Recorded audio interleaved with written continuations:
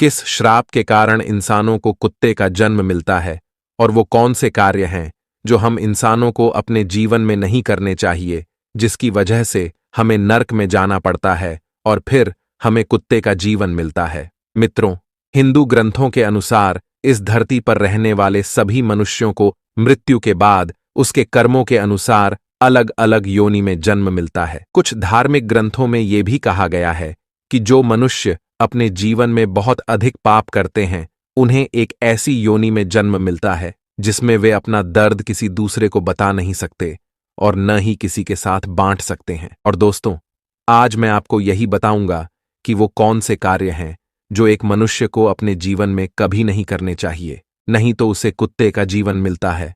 मित्रों, एक बार माता लक्ष्मी भगवान विष्णु से मिलने जाती हैं और भगवान विष्णु से कहती हैं, प्रभु, जब मैं आपसे मिलने आ रही थी तो मैंने देखा पृथ्वी लोक पर एक कुत्ता अपना कष्ट भरा जीवन जी रहा था और वो जहाँ भी जाता लोग उसे मारते हैं और उसे अपने भोजन के लिए इधर उधर भटकना पड़ता है। और प्रभु, इसे देखकर मेरे मन में एक प्रश्न उठ रहा है और मैं चाहती हूँ कि आप मेरे प्रश्न का उत्तर दें। तो भगवान विष्णु कहते हैं, हे देवी, तुम्हारे मन में जो भी प्रश्न है मुझे निश्चिंत होकर बताओ, मैं तुम्हारे प्रश्न का उत्तर अवश्य दूंगा। तो माता लक्ष्मी कहती हैं, मेरा प्रश्न ये है कि प्रभु, किस पाप के कारण मनुष्य को कुत्ता बनना पड़ता है?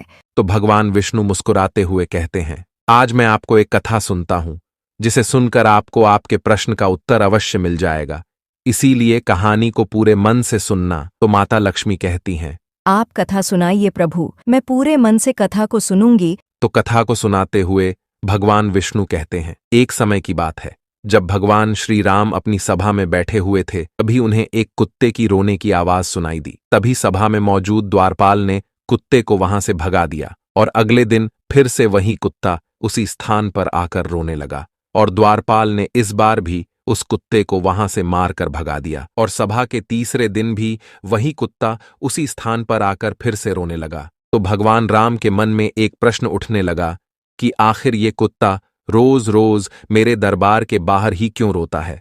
और फिर भगवान राम ने उस कुत्ते के रोने का कारण जानना चाहा और द्वारपाल से कहा कि उस कुत्ते को यहां बुलाकर लाओ। तो उस कुत्ते को बुलाने के लिए द्वारपाल उसके पास गए और बोले, प्रभु श्री राम ने आपको अपने दरबार में बुलाया है। तो कुत्ता बोला, हे मुनिवर, मुझे एक ऐसी योनि में जन्म मिला है जिसका मंदिर, राजभवन, रसोई घर और गौशाला जैसे पवित्र स्थानों पर जाना मना है।